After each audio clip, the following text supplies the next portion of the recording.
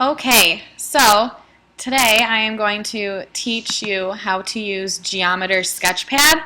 So the first thing you need to do is you can go online, Google Geometer Sketchpad, and you can download the free version online. So if you either have a Mac or a PC, you can use either one. So what I typically like to use Geometer Sketchpad for in my classroom is to teach transformations. So the first thing you need to do is you need to graph, and you are going to show grid. So now you have your coordinate plane on your screen. Then I don't like these red dots that automatically pop up on my screen, so I am going to make them go away. So I'm going to hide them. So you go to Display, Hide Points, and then this should work. They will disappear for you. So what I like to do is I am going to plot some sort of figure. So I can go to Plot Points. So Graph, Plot Points. And then as you can see, it's going to bring up a little screen, and you can either have rectangular or polar. Most times you will always be in rectangular, which is why it's the default. So sure, I will plot 1, 1. Then I can do something like 4, 1. And then I'll do something like 1, 4. Plot. And then 4, 4. Plot. Then when you're done plotting your points, you can press done.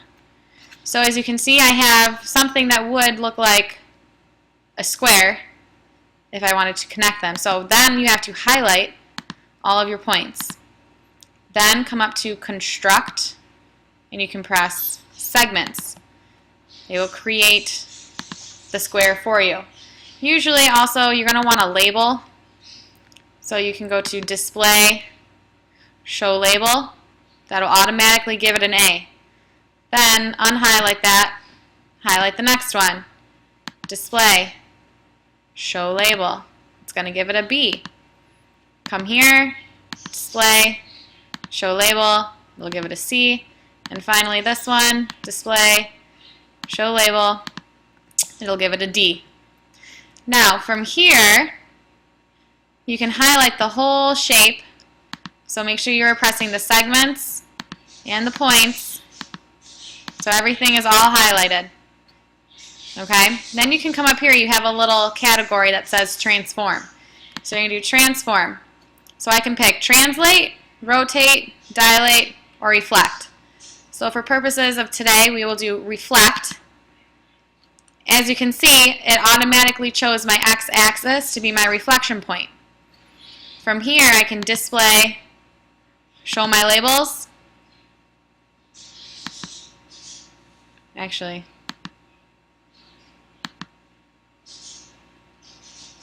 I didn't like the way it labeled it. So that's going to be our reflection point. So transform, reflect, unhighlight the lines because those make it look confusing. Then display, show labels, and it automatically gives it the correct labeling based off of your pre-image that you constructed by hand. Then from here, if I wanted to, I would unhighlight these guys here, and I can double click my y-axis, highlight my shape, and by double clicking my y-axis you saw those black and white squares pop up and then disappear. That shows that that's going to be my reflection point. So see, now it has now reflected over the y-axis. And then from here I can display, show labels, and that's just something very basic that you can do with Geometer Sketchpad.